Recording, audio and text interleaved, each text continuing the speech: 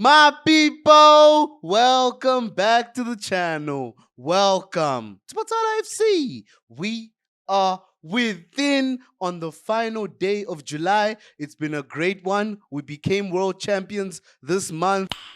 Nice. We've been speaking on transfers for about 3-4 weeks. Ever since the conclusion of the Club World Cup, we've been focused on the transfer window and we've given the senior team all the attention. So today, we're going to speak on the youngsters, the business between the BlueCO clubs, Strasbourg and Chelsea Football Club, and just how the model, the multi-club model that Clear Lake Capital own, how is it taking shape?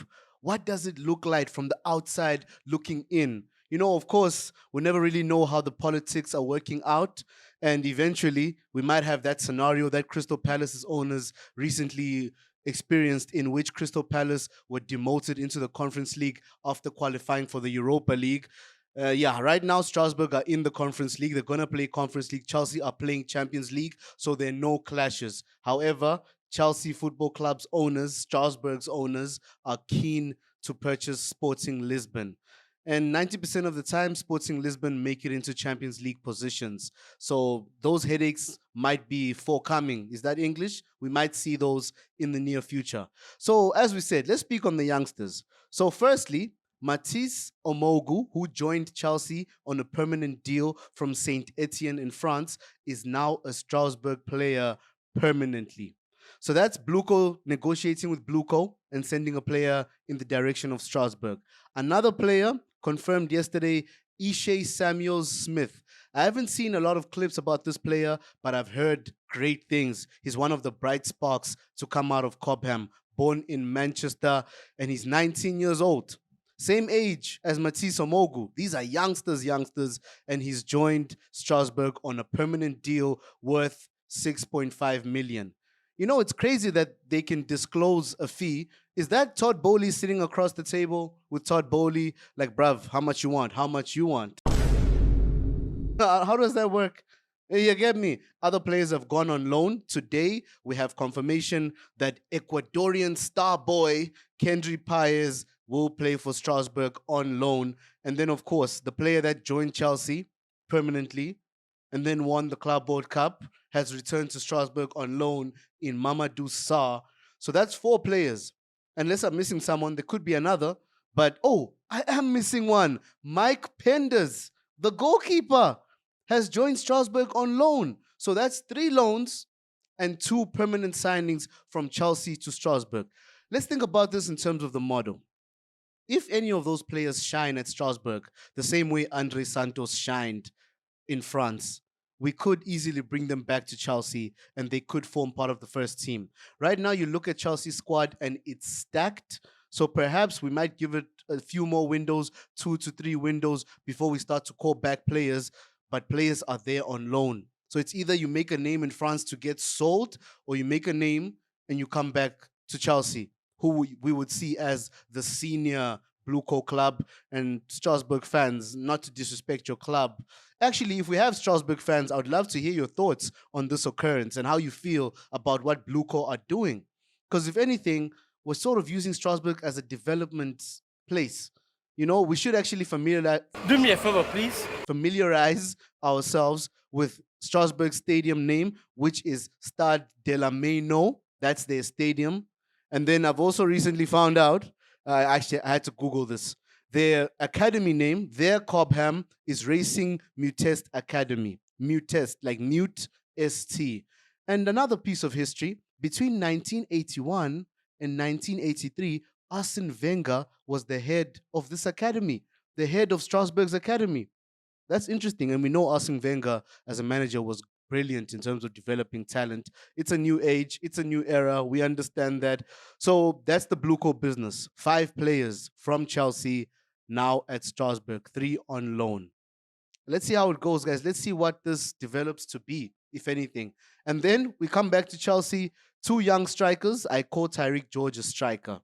Forgive me, guys. Is he a winger? I think he's a striker. He's a forward. So Tyreek George is likely to go on loan. We haven't yet found a suitor, but I don't see him staying. And the speculation in England is that Tyreek George will be shipped on loan. Same for Mark Gill, and there's been offers. Apparently, 3 Premier League clubs are interested, but Sunderland seem to be leading the race for Mark Gill to become a player on loan at Sunderland. And I think that's a good move for Mark Gill in the league, gaining experience within the Premier League. Didn't work out for players like Armando Broya, but I feel Gill has great potential. High pressing. He's the pressing tiger. Some call him the Fernando Torres regen. So yeah, Mark Gill, I really hope he gets it over the line. I hope Chelsea do find him a place where he can get regular minutes so as for him to develop his game. He's a good striker. I see him going far in his career.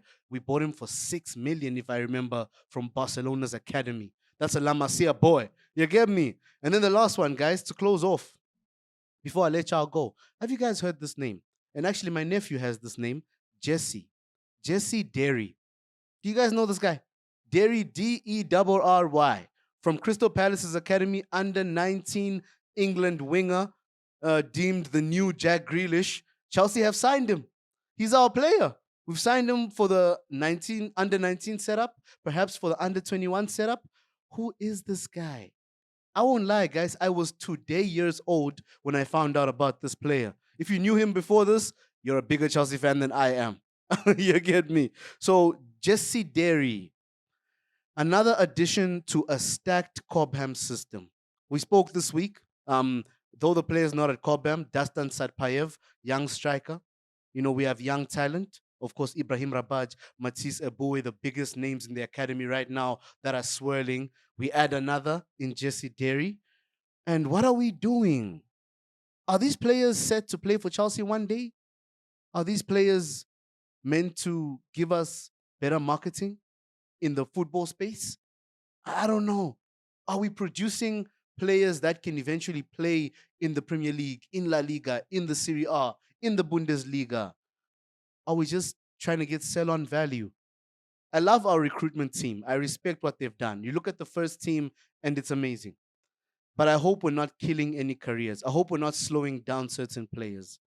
But of course, when you see a gem joining Chelsea, it means other clubs were equally interested. They also wanted the player. So Chelsea were racing and then got it over the line, similar to what happened with Esteval Willian. We were fighting, battling the likes of Real Madrid for Esteval Willian, and we got him. So maybe that's the case. Chelsea enjoy the pressure and love winning the race for a star boy on the come up. You get me? We spoke on Camden Shapper, the young South African player joining the teenage setup at Chelsea. There are more players, a lot of star boys. You could put them in quotes. So yeah, exciting, concerning. Let me know your thoughts on that, guys. But this has been your transfer news on our youngsters from Patala, your boy. If there's anything I missed, please do drop it in the comments. We'll be back, you get me, hopefully to confirm Xavi Simons, to confirm just Xavi Simons. Let me not say the other name. You guys will slander me. You get me. Blessings, my people.